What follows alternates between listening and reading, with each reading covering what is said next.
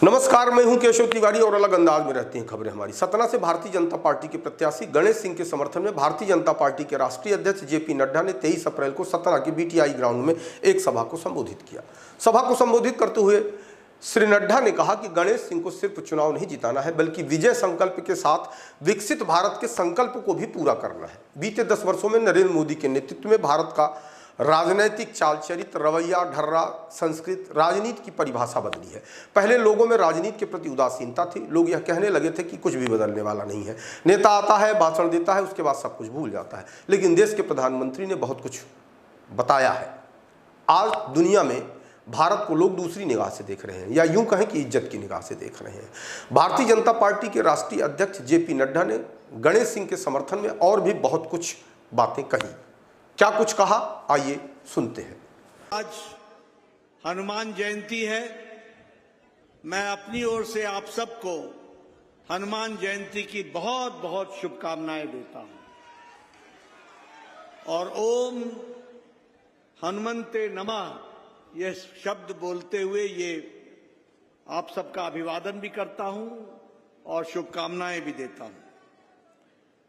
मेरे पूर्व वक्ताओं ने आपसे बहुत से मध्य प्रदेश के विकास के बारे में बातचीत की है।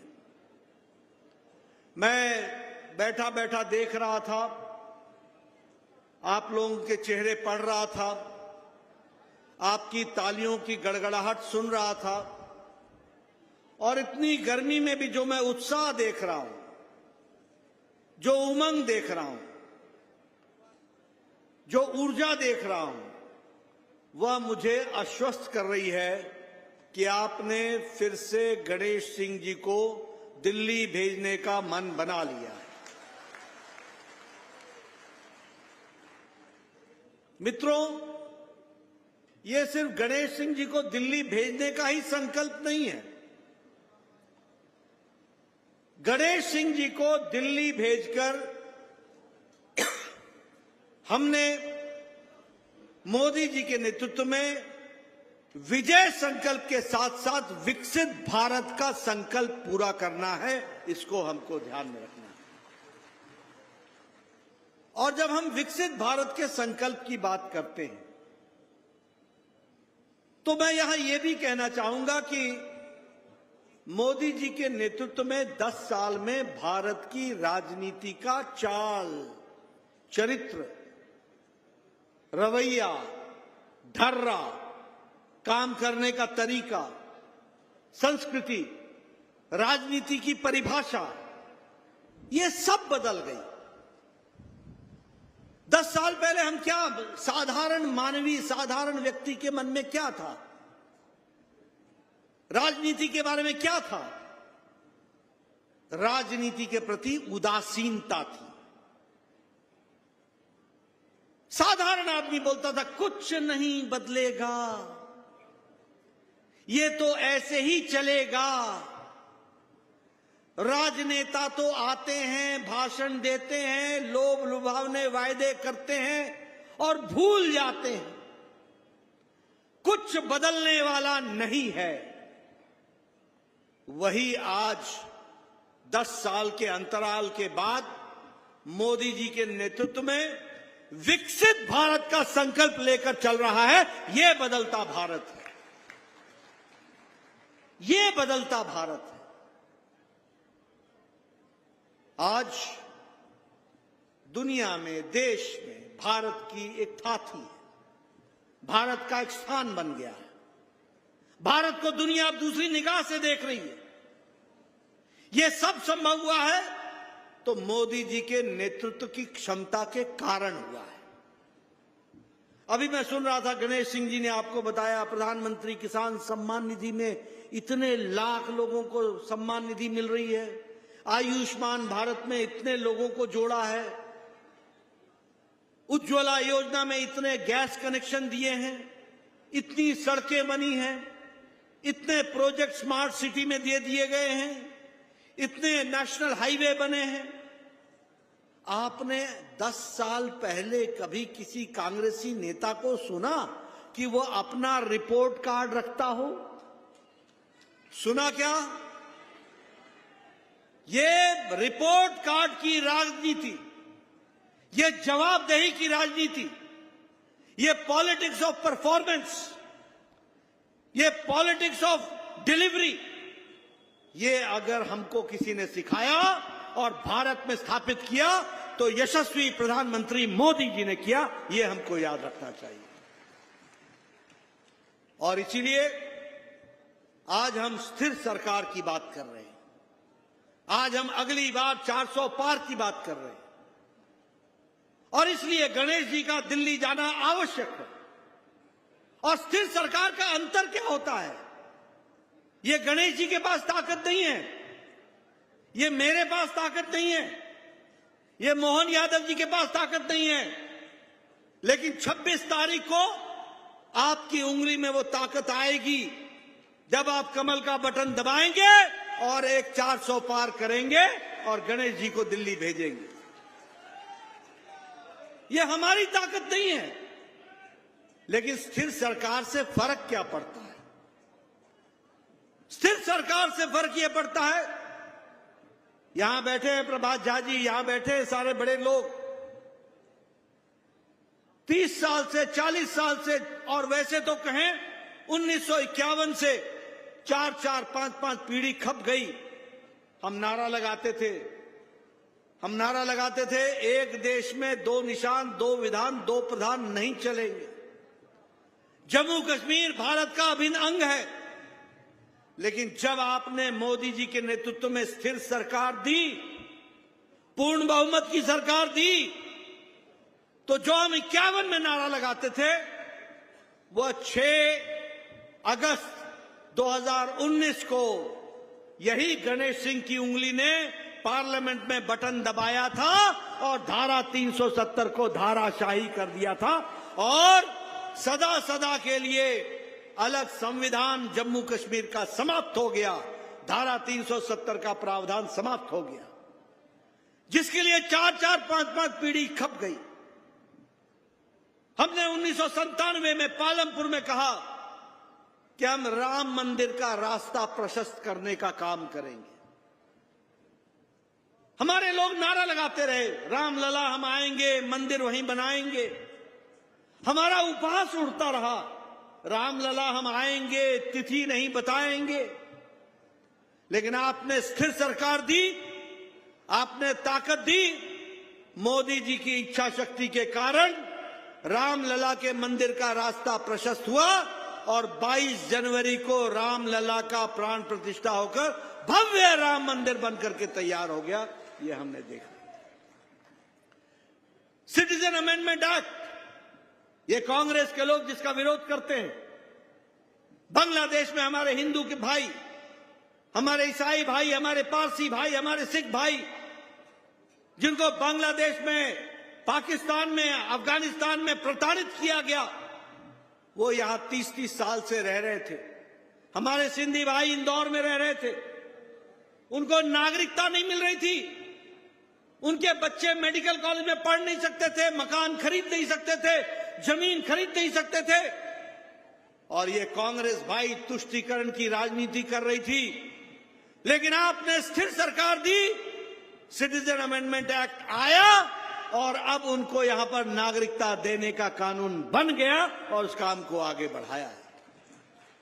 इसलिए स्थिर सरकार के माध्यम से मजबूत फैसले लेने का हम काम करते हैं। आज मैं ये भी आपके सामने रखना चाहता हूं कि आप सब लोगों ने कहा बदलता भारत, बदलता भारत नहीं, बदल गया भारत, बदल रहा है भारत। मैं आपको बताना चाहता हूं, कभी सोचा था 11वें नंबर पर खड़े थे हम अर्थव्यवस्था में, 11वें नंबर पर।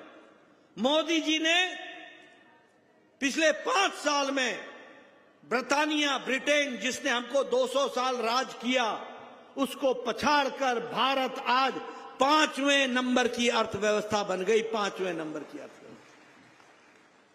और आपने मोदी जी को तीसरी बार प्रधानमंत्री बनाना है और 2027 में भारत तीसरे नंबर की अर्थव्यवस्था बन जाएगा, तीसरे नंबर की अर्थव्यवस्था। आपने कभी सोचा था कि ऑटोमोबाइल के इंडस्ट्री में, ऑटोमोबाइल मैन्युफैक्चरिंग में, ऑटोमोबाइल के मार्केट में हम जापान को पछाड़कर तीसरे नंबर का मार्केट बन जाएंगे, तीसरे नंबर का। आज भारत दवाई बनाने में और दुनिया को दवाई बेचने में, एक्सपोर्ट करने में दूसरे नंबर पर खड़ा है। दुनिया की डिस्पेंसरी बन गया भारत। ये उदासीन भारत से आकांक्षी भारत मोदी जी के नेतृत्व में खड़ा हो गया।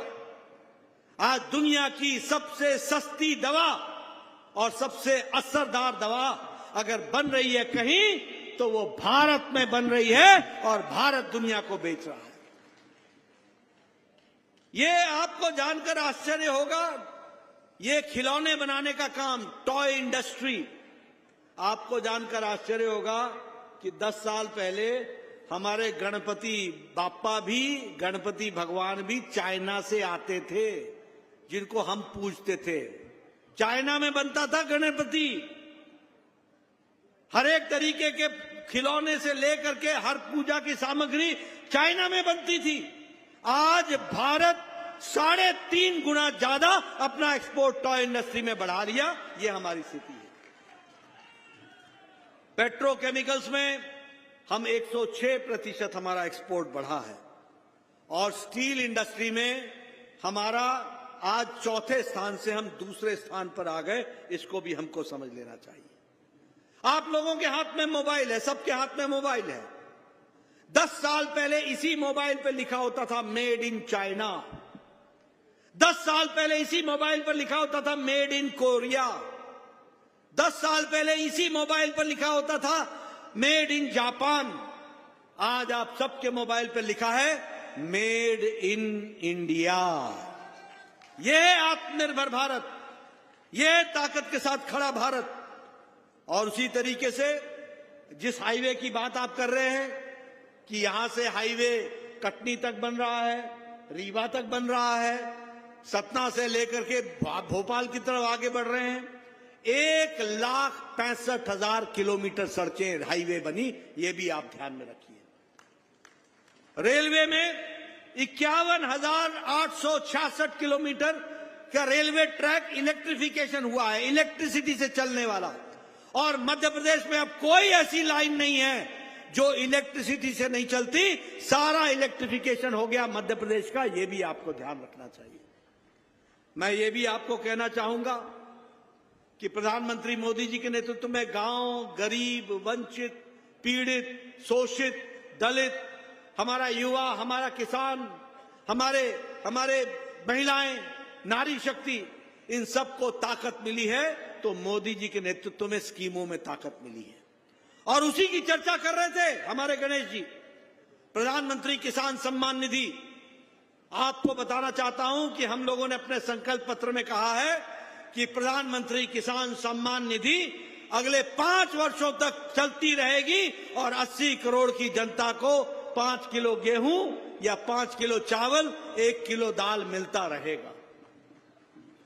आपको जानकर खुशी होगी कि अगर मैं बात करूं कि प्रधानमंत्री किसान सम्मान निधि में 2,000 रुपए हर चौथे महीने आपको मिल रहा है। 6,000 रुपए मिल रहे हैं और मोहन बाबू का 6,000 अलग से मिल रहा है।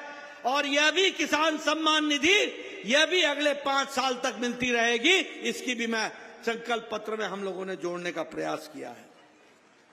उसी तरीके से उज्ज्वला योजना, 80 करोड़ की जनता को 10 करोड़ की बहनों को गैस का सिलेंडर देने का काम हुआ है। प्रधानमंत्री आवास योजना, अभी हमारे गणेश जी बता रहे थे इतने लाख मकान बन गए, इतने 1000 मकान मैंने इस शहर में बना दिए।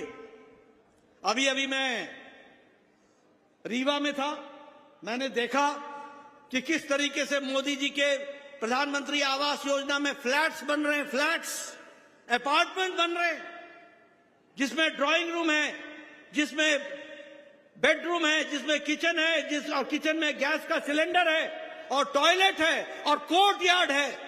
इस तरीके से प्रधानमंत्री आवास योजना में घर बन रहे हैं।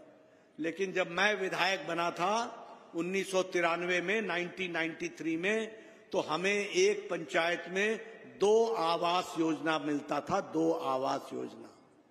और आज मोदी जी ने 4 करोड़ प्रधानमंत्री आवास योजना में घर पक्के बना दिए, 4 करोड़ घर बना दिए। और अब तय किया है संकल्प पत्र में कि अब हम 3 करोड़ नए घर बनाएंगे अगले 5 साल में। ये भी हमारा संकल्प है।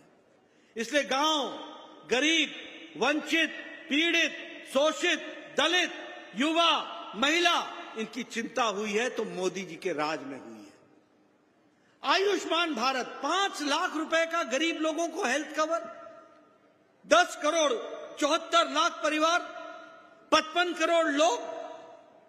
कभी सोचा था कि उनको 5 लाख रुपए का हेल्थ कवर मिलेगा? और इस बार संकल्प पत्र में मोदी जी ने कहा है कि आयुष्मान भारत में ये किन्नर समाज के लोग, जिनकी किसी ने चिंता नहीं की, जिन्होंने कभी किसी ने उनको मुख्य धारा में नहीं लाया, अब आयुष्मान भारत का फायदा हमारे किन्नर समाज को भी मिलेगा, वो लोग भी इज्जत से जिंदगी जी सकेंगे। इस तरीके की व्यवस्था की है। और हमारे संकल्प पत्र में लिखा है कि कोई भी 70 साल से ऊपर का बुजुर्ग, 70 साल से ऊपर की हमारी माता, किसी भी वर्ग की, किसी भी जाति की, किसी भी मजहब की और किसी भी आय की, किसी भी इनकम की, अमीर हो या गरीब, सबको आयुष्मान भारत में जोड़ लिया जाएगा और उनको 5 लाख रुपए का हेल्थ कवर साल में दिया जाएगा। मित्रों, प्रधानमंत्री जी ने विशेष कृपा से सारी बातों को आगे बढ़ाने का जो काम किया है, उसमें सतना को भी पीछे नहीं छोड़ा है। मुझे खुशी है कि लगभग स्मार्ट सिटी में 155 करोड़ रुपए में 23 प्रोजेक्ट्स पर काम चल रहा है। 500 करोड़ रुपए आपके मेडिकल कॉलेज में खर्च हुए। यही गणेश सिंह जी हैं, हमेशा पार्लियामेंट में मुझे मिलते थे, मैं स्वास्थ्य मंत्री था। गणेश सिंह जी मुझे दिखते थे तो मेरे को मेडिकल कॉलेज दिखता था, क्योंकि मुझे मालूम था कि गणेश मिला है तो अब मेडिकल कॉलेज की बात करेगा। आज 14 मेडिकल कॉलेज हमने मध्य प्रदेश को दिए हैं, लेकिन खुशी की बात यह है कि पहला मेडिकल कॉलेज मिला तो वो सतना को दिया गया और वो गणेश सिंह जी ने दिया। ये हम आपको बताना चाहते हैं। मैं बताना चाहूंगा, वंदे भारत ट्रेन आज कमलापति भोपाल रेलवे स्टेशन भोपाल तक जा रही है। और सबसे बड़ी बात यह है कि आपके यहां जो रेलवे का स्टेशन बन रहा है सतना में, 272 करोड़ रुपए का, 272 करोड़ रुपए का। मैं आपको बताना चाहता हूं, आपने गणेश सिंह जी को आशीर्वाद देना। 60 करोड़ रुपए का एयरपोर्ट बन रहा है। एयरपोर्ट और रेलवे स्टेशन में कोई फर्क नहीं रहेगा, वर्ल्ड क्लास का बनेगा। यह भी आपको मैं बताना चाहता हूं। इसलिए मित्रों, विकास के दृष्टि से, हर दृष्टि से आगे बढ़ने का काम हमारी सरकार ने किया है और उसको पूरा करने में हम कसर नहीं छोड़ रहे हैं। अब तो नर्मदा मैया का बरगी डैम से पानी भी सतना में आएगा और किसानों का खेत खलियान पूरा हरियाली से भर जाएगा, उसका भी काम होगा। ऐसे विकास के काम हो रहे। मित्रों, मैं एक बात कहना चाहता हूं, मेरे पास बड़ी लंबी लिस्ट है, मैं पढ़ने लगूंगा और आपके सामने रखने लगूंगा। ये बड़ी लंबी लिस्ट है और किसी में भी कोई 400 करोड़ रुपए खर्च हो रहा है, किसी में 1000 करोड़ रुपए खर्च हो रहा है, किसी में 350 करोड़ रुपए खर्च हो रहा है, किसी में 950 करोड़ रुपए खर्च हो रहा है। मैं भी एमएलए बना था कांग्रेस के जमाने में। साल भर में 40 सड़कों को बनाने के लिए मुझे 40 लाख रुपए मिलते थे। मैं कहता था क्या सड़कें बनाऊंगा। आज प्रधानमंत्री ग्रामीण सड़क योजना में बताइए, गांव तक सड़क पहुंची है कि नहीं पहुंची है? गांव तक सड़कों का जाल बिछा है कि नहीं बिछा है? और हर एक मौसम में चलने वाली सड़क बनी है कि नहीं बनी है? ये विकास की कहानी है। इसलिए मैं लिस्ट रखने लगूंगा तो बहुत लंबी है, लेकिन मैं थोड़ा समय हमारे विरोधियों पर भी लगाना चाहता हूं, क्योंकि हमने अपने विकास की बात तो आपको सुना दी। ये जो विरोधी हैं, ये जो इंडिया का नाम चुरा के चलते हैं, इंडी अलायंस वाले, INDI अलायंस, ये घमंडिया गठबंधन, ये किस बात का गठबंधन है? काहे का मेल मिलाप है? क्यों मेल मिलाप कर रहे हैं? दो ही बातों के लिए। एक, ये सभी पार्टियां परिवारवादी पार्टियां हैं और ये अपने परिवार को बचाने में लगी हैं। इनको आपसे कोई लेना देना नहीं है। आपको तो धोखा देकर अपनी पार्टियां चलाना इनका काम है। ये सब परिवारवादी पार्टियां हैं। बताओ, फारूक अब्दुल्ला और उमर अब्दुल्ला परिवार की पार्टी है कि नहीं है? आप बताओ, मुफ्ती मोहम्मद महबूबा मुफ्ती परिवार की पार्टी है कि नहीं है? आप बताओ, ये चौटाला परिवार की पार्टी है कि नहीं है? आप बताओ, सुखबीर सिंह बादल परिवार की पार्टी है कि नहीं है? आप बताओ, मुलायम के बाद अखिलेश, अखिलेश के बाद डिंपल, चाचा को भी छोड़ दिया, ये परिवार की पार्टी है कि नहीं है? आप बताओ, लालू, राबड़ी, तेजस्वी, तेज प्रताप, मीसा, बीमा, ये सब परिवार की पार्टियां हैं कि नहीं है? आप बताओ, ममता और अभिषेक भतीजा परिवार की पार्टी है कि नहीं है? आप बताइए, केसीआर, केटीआर, दामाद, कविता परिवार की पार्टी है कि नहीं है? आप बताइए, करुणानिधि स्टालिन, उदयनिधि स्टालिन परिवार की पार्टी है कि नहीं? आप बताइए, शरद पवार, सुप्रिया सुले परिवार की पार्टी है कि नहीं? अजीत पवार को भी बाहर निकाल दिया। ये उद्धव ठाकरे, आदित्य ठाकरे परिवार की पार्टी है कि नहीं? आप बताइए, राहुल गांधी, सोनिया गांधी, प्रियंका गांधी परिवार की पार्टी है कि नहीं? बाकी सब झुनझुना बजा रहे हैं कि नहीं? ये सब परिवार की पार्टियां परिवार बचाने में लगी हैं। और दूसरा, सभी भ्रष्टाचारी पार्टियां भ्रष्टाचारी मिल गई हैं। मोदी जी बोलते हैं भ्रष्टाचार हटाओ, ये बोलते हैं भ्रष्टाचारियों को बचाओ। ये अरविंद केजरीवाल बोलता था कि मैं इनको जेल में डालूंगा। आजकल उनकी पैरवी करने के लिए आजकल कांग्रेस पार्टी ही साथ दे रही है। ये सब चोर चोर मौसेरे भाई, ये सब भ्रष्टाचारी पार्टियां। मैं सिर्फ आरोप लगाने के लिए नहीं कह रहा हूं। बताओ, कांग्रेस ने कोयला घोटाला किया कि नहीं किया? आप बताओ, कांग्रेस ने चीनी घोटाला किया कि नहीं किया? चावल घोटाला किया कि नहीं किया? 2G 3G जीजाजी घोटाला किया कि नहीं किया? आप बताओ, कॉमनवेल्थ गेम्स का घोटाला किया कि नहीं किया? आप बताओ, पनडुब्बी घोटाला किया कि नहीं किया? आप बताओ, ऑगस्टा वेस्टलैंड हेलीकॉप्टर का घोटाला किया कि नहीं किया? आप बताओ, अखिलेश ने लैपटॉप का घोटाला किया कि नहीं किया? आप बताओ, अखिलेश ने गोमती रिवर फ्रंट का घोटाला किया कि नहीं किया? आप बताओ, अखिलेश ने ये फूड ग्रेन अनाज का घोटाला किया कि नहीं किया? आप बताओ, लालू मवेशियों का चारा खा गया कि नहीं खा गया?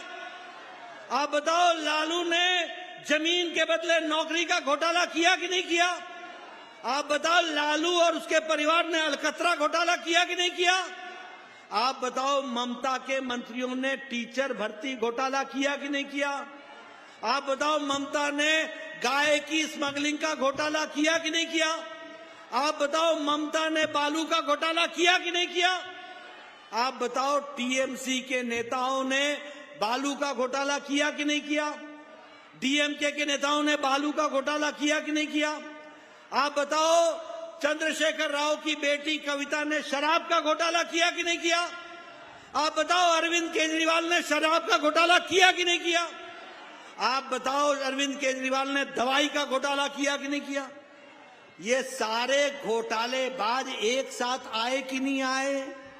सब मिल गए कि नहीं मिल गए? आप बताओ, राहुल गांधी जमानत पर है कि नहीं है? आप बताओ, सोनिया गांधी जमानत पर है कि नहीं है? आप बताओ, पी चिदम्बरम जमानत पर है कि नहीं है? आप बताओ, कार्तिक चिदम्बरम जमानत पर है कि नहीं है?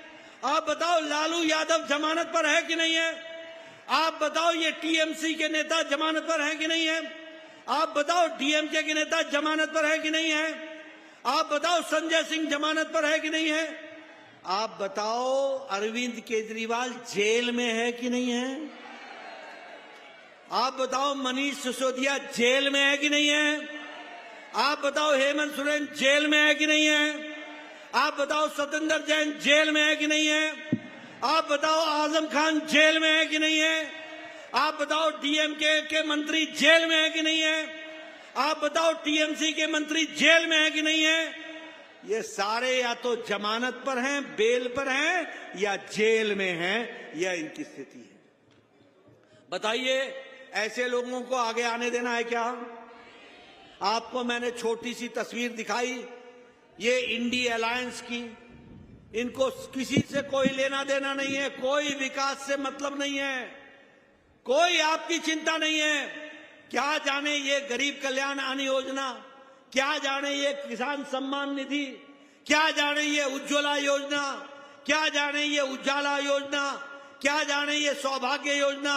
सौभाग्य का मतलब इनके लिए इनका ही भाग्य है, उज्ज्वला का मतलब इनके खुद का उजाला है, और कोई मतलब नहीं है। क्या लेना देना इनको? ये तो सिर्फ आपको बरगलाने के लिए आते हैं। आप बताइए, ऐसे लोगों को आगे आने देंगे क्या? और आपका आशीर्वाद गणेश सिंह को मिलेगा ना? पूरी ताकत से बताओ, मिलेगा ना? दिल्ली भेजोगे ना?